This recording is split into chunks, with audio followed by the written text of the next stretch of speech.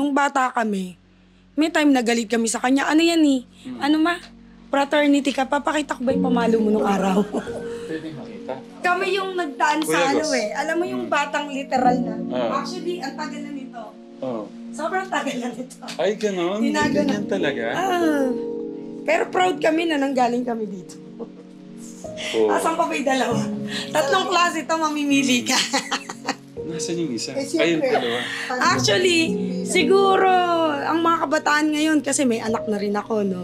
Ang kabataan ngayon, dati kami pa-sweet lang, alam na namin. Oh, tama. Diba? Hindi ka naman mapapalo ng parang di ka bibingo eh.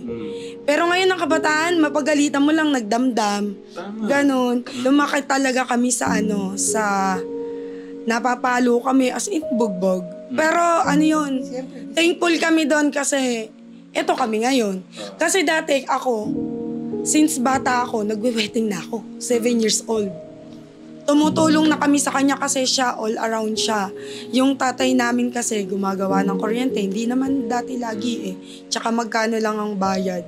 Tapos, ang nangyari, nagsunod-sunod kaming magkakapatid. So, yung buhay talaga dati, as in mahirap. As in dati, bibili lang kami ng bigas pag magsasaing, ganun. Tapos, kung san-san lang kami tumitira. Ganun. Yung mga CB-CB kung tawagin. Hindi lahat ng binubugbog, kailangan yung Kailangan nila Mag- nagdapalaan. kailangang mag-suicide or anything or magrebelde. Ganon. Kasi yung iba napalo lang, napagalitan, nasampal or whatever. Kami kasing magkakapatid, kumusunod-sunod kami. Pagkasalanan ng isa, kasalanan ng lahat.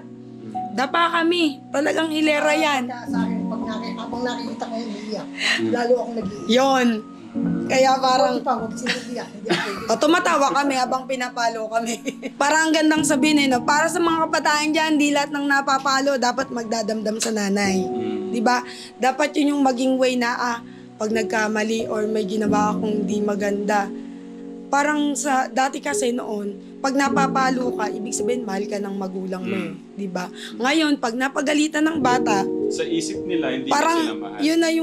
yun na yung pinaka-worst ng buhay nila. So, ito, sa tingin mo, nakatulong to kung ano ka ngayon? Lahat kami. Kaya 40 years na yun. As in, pagka February kasi, 40 na kasi ko ngayong May 19. 40 na So, parang ito, 40 na. 41 years. Nauna si Kuyang napalo nito Ginawa eh. ko pa yun para may pamalo. Kasi nga dati, as in, pinangako namin sa sarili namin na, na, tawag dito, Yung kasi kailangan matulungan muna yung magulang. Lahat kaming magkakapatid. Hindi naman sa inano ko yung ibang mga kabataan. Nag-asawa kami ng may mga edad na. Ako, 20, magto-28 na ako nag-asawa. Yung kapatid ko, ganun din, same. Tapos yung sumunod, ganun. Parang talagang inano namin na kahit papano, mabigyan sila ng ano. Kasi sobrang hirap talaga nung buhay namin dati. Tsaka sobrang laki nung hirap nung nanay namin. Linagay nyo dito yung nakita yung paghihirap at sakripisyo ng Kaya kahit kami napapalo dati, hindi naman kami basta napalo dahil gusto lang. Kumbaga maraming kasalanan naman yun. Siyempre, ang magulang kapag kapagod, tapos dumating ng bahay, tapos siyempre kami maliliit, nag-aaway-away, di maiwasan sa bata yun. So siyempre, ang talaga, magalit. O, dapa kayong lahat. Ikaw, bakit may inaway sa ganang? Ganyan. Sunod yun. Bakit Pero hindi ngayong- nagugas ng plato? Ano ginagawa nyo? Pero ngayong nagkukwentuhan kaming magkakapatid, sayang nga nasa ibang bansa kasi mga kapatid kong babae. Kami kasi talagang 3 babae nagdaan dito. Talagang solid. Kung sino pa yung babae, yung pa yung paluin natin dati, di ba? Stroke ako. So ito talagang pamalo na to, naging aral sa amin to, kahit napalo kami noon, para maging matatag, para magsumikap sa buhay, para pilitin na kahit hindi ka nakapagtapos ng pag-aaral, pwede kang maghanap buhay nang naayon sa dapat. Na kikita ka ng kahit maliit lang, pagka nag-ipong ka, ayan, tignan mo ngayon, kahit yung bahay ko sa kabila, ganun din yun, yung katabi. Nagsimula lang yun sa poste-poste. Nagsimula lang kami sa rentals. Magkano lang ang rentals ng table and chair? Yun. Sabi nga yung hindi pagsunod sa magulang. Totoo yan. Totoo yan.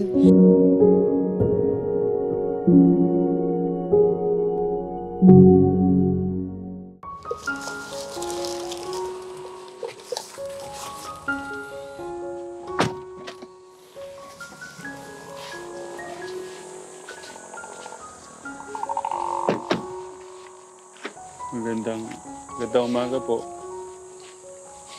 So, pwede mo magtanong, bahay po ni Nanay Aida o Lola Aida? Sige po. Kilala ka ba dito? Maganda. Tita mo. Malaki pa lang bahay nila, ano? Kategram, kahapon po kausap po ni Tatay Jun, yung pong tatay ni Kuya John Ray, si Nanay Aida. Tapos doon ka nalaman na pinsan niya po si paano po ba ang ano niyo kay Lola Luz? Yung si Luz, yung nanay nun, bali pinsan namin.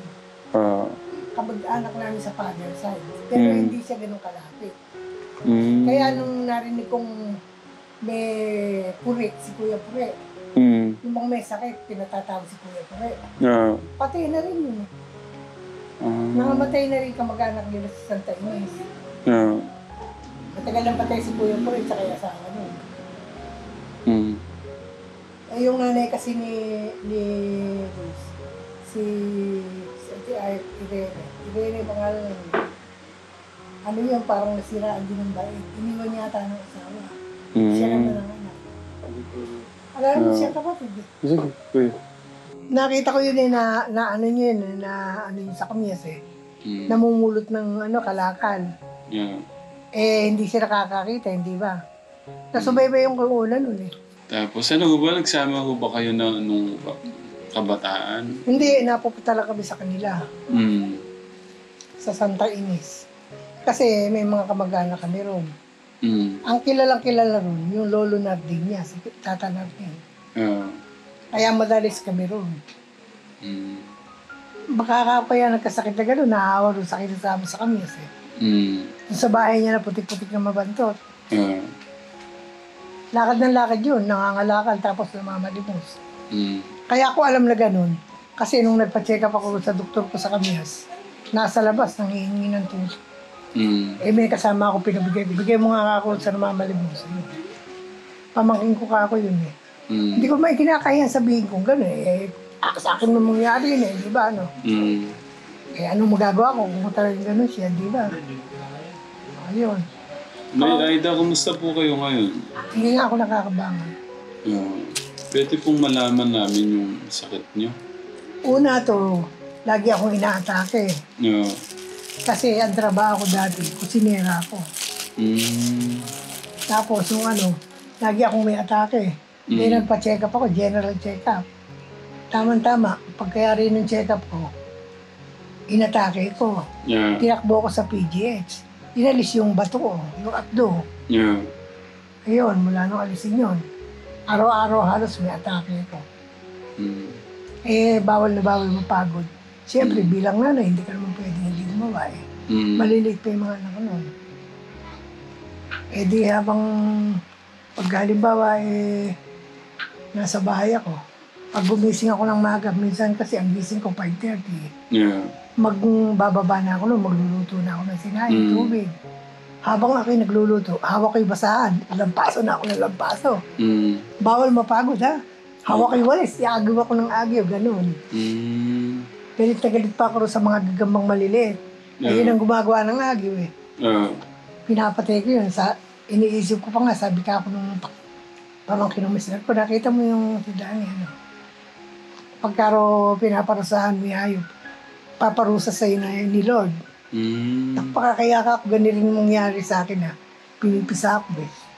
Para ka ako hindi na mag-agay oh. Ayun, ganun. Linis ako ng linis. Basta ilan taon na po kayo, Nay Aida? Nung December na nakaraang birthday ko, 66. 66 na. Pwede ho malaman ano po yung parang pinakasakit po niyo? Sa puso ang sakit ko talaga. Sa puso. Ngayon, ito nung mga ako'y nagkaganito. Na-stroke ako. Nung ako'y nagkaganito, nandun kami sa bahay namin yung inuupahan dati. Tama-tama yung anak kong nasa Australia. 5 taon nang hindi nakakapagpasko rito. Umuwi at birthday nung papa niya, February. Pumunta ako rito. Bawal na bawal sa akin sumakay sa sasakyang hindi naka-aircon. Sumakay ako sa tricycle, mainit. Siyempre, mainit pa lang eh.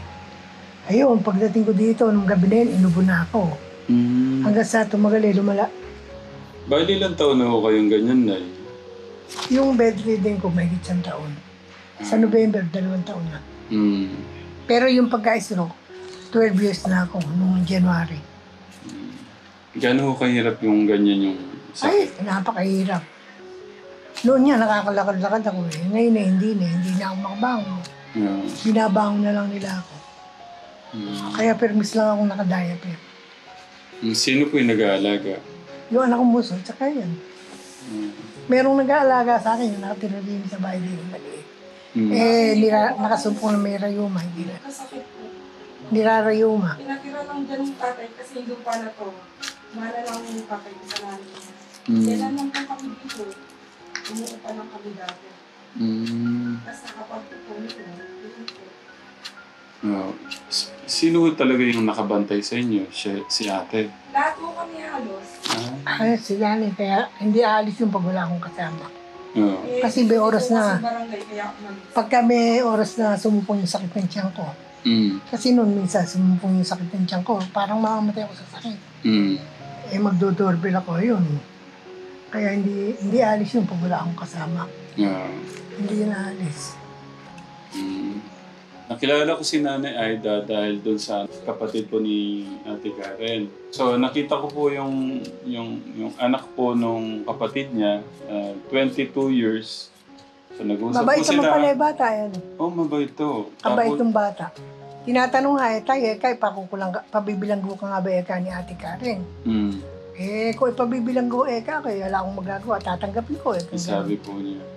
Na parang ang lit nga lang ng mundo, nakwento sa akin ni Nanay na nasan si si Minda. Oo, tapos kamag-anak pa. Ay, sabi ko, parang lit ng mundo, no? Tapos natanong ko, Tuwa ako ron eh. Tapos natanong ko kung bakit di sila napunta doon sa bahay. Hindi ko kayo napunta sa bahay nung buhay po siya. Actually, hindi niya po pala alam na patay na. Hindi, natigil ako ng panonood eh. Yeah. Dahil nagpalit ako ng cellphone. Tapos, request din po ni Kuya John, nung kapatid niyo, na mapuntahan ko din ho kayo. Ibig ko sabihin hindi ba ipinasusundo pa sa'yo si Kuya Pure? So, pero may mga moment, ano po yung mga moment nyo ni Lola Luz na hindi nyo makakalimutan? Wala, basta yung kapatid ko kasi kasama nun. Ang nagtira sa amin sila Kuya Pure nung araw na bata pa ako. Kasi may sakit yung mga anak niya. Doon sa Baliti pa kami sa baryo. May sakit yung dalawa niyang anak na lalaki. Siyempre, sa hirap ng buhay, hindi ba malayo sila sa doktor, nasa Santa Ines sila Tumira sa amin. Pero masipag yun, napakasipag. Mahilig maglaba yun. Tapos, yung pagpulot to ng bote na... Oo. Nakakaawa nga Ang problema nga doon sa napangasawa niya Nung bang inuwi mo sa panigip, ganun pa rin. Ay, selosa po. Ay, sinabi mo pa. Parang pati yung asawa ko pinagseselosan. Pati nanay mo, alam po niyo, Sabi ko nga, in love ka ako sa'yo. Hindi ko siguro... gusto kasi niya yung bata. Mas bata po ba sa kanya yung huli niya? Oo, bata pa yun. Yung nanay nun, makikita mo sa bahay, nakaupo lang. Maraming balat na suso. Alam mo ba suso? Oo, yung... Nasa kanya yung mga balat, marami, hinihingi yun. Tinatahi niya yun, ganun. So, may pala yung nanay niya? Yung nanay niya talaga meron. Ang sabi naman ng nanay nun, ninanarihin, kaya raw nagkaganon yung anak niya. Bagong panganak, iniwan ng asawa. Yun po alam namin, pero hindi siya... Kaya nasira ulo niya dahil sa asawa. Kaya nga sabi ko, putang asawa lang, masisira ulo ko. Putang lumaya siya, wala akong pakialam sa kanya. Kahit 10 sila, wala akong pakialam. Hindi ko sisira yung ulo ko dahil sa kanya. Ano naman nung hindi kaya kawawa siya kawawa si Mindy, lumaki nang hindi siya naasikaso ng ina niya. Oo nga po Kasi paano siyang maasikaso nakaupo lang lagi yun. Tahinang balat ng suso. Nasaan yung anak? Bali, pangilan po kayong anak? Ano po, bali po may kapatid po kami sa una, yung ate ko tsaka yung kuya ko. Tapos dito po sa side ng tatay namin, 5 po kami. Okay. Yun. Bali, pangalan po niya ate? Ay ako po, Laida po. Ni Laida. Laida. Ilan taon na po kayo? Daniel po kasi yung tatay namin eh. Pero ang Sorry gwapo natin. ni tatay din, ano? Siyempre maganda ka. Uy, Lumandi mo, ano? hindi, magwapo talaga si tatay. Nung, Abe, akong, saan siya makakakita na kalinga na ako?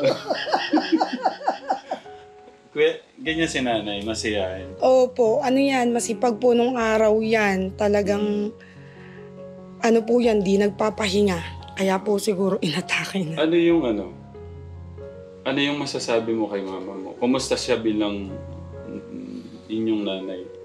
Ano, maalaga, lahat gagawin para sa anak. Nga lang ano yan, yung talakita. Rapper na nanay.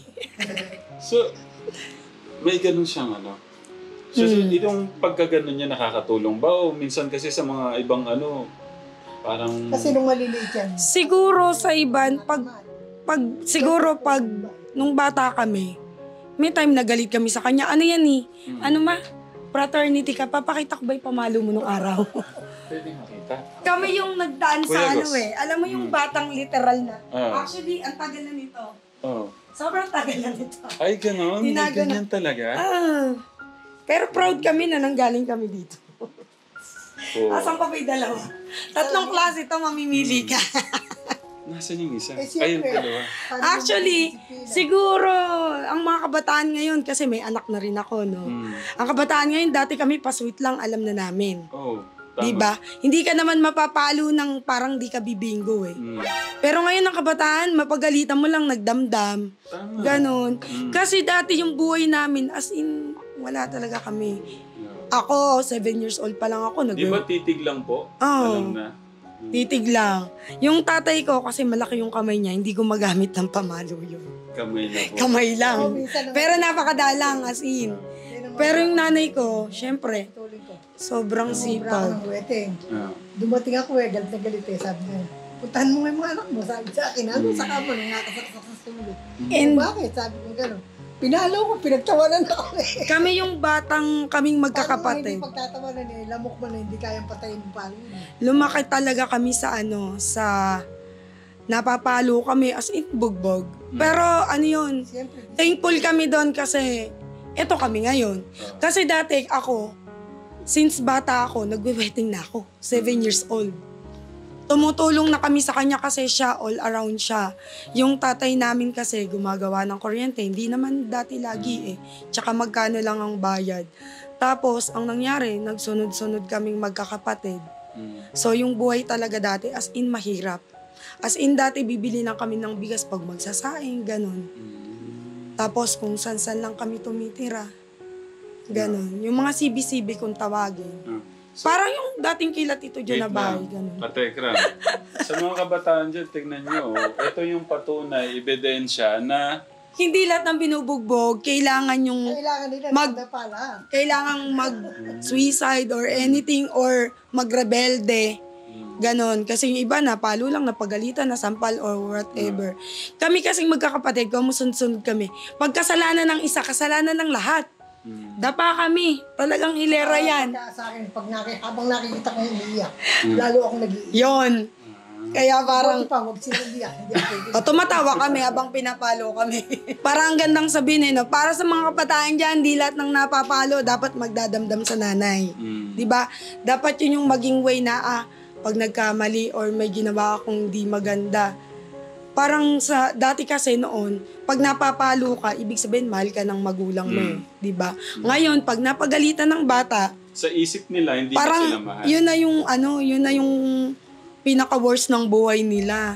So ito, sa tingin mo, nakatulong to kung ano ka ngayon? Lahat kami. Ayan, 40 years na yan. As in, pagka February kasi, 40 na kasi ko ngayong May 19. 40 na. So parang ito, 40 na. 41 years. Nauna si Kuyang napalo nito Ginawa eh. ko pa yun para may pamalo talaga. Dati kasi parang ano lang to gamit niya sa paglalaba. Yung palo-palo. Paano nangyari na?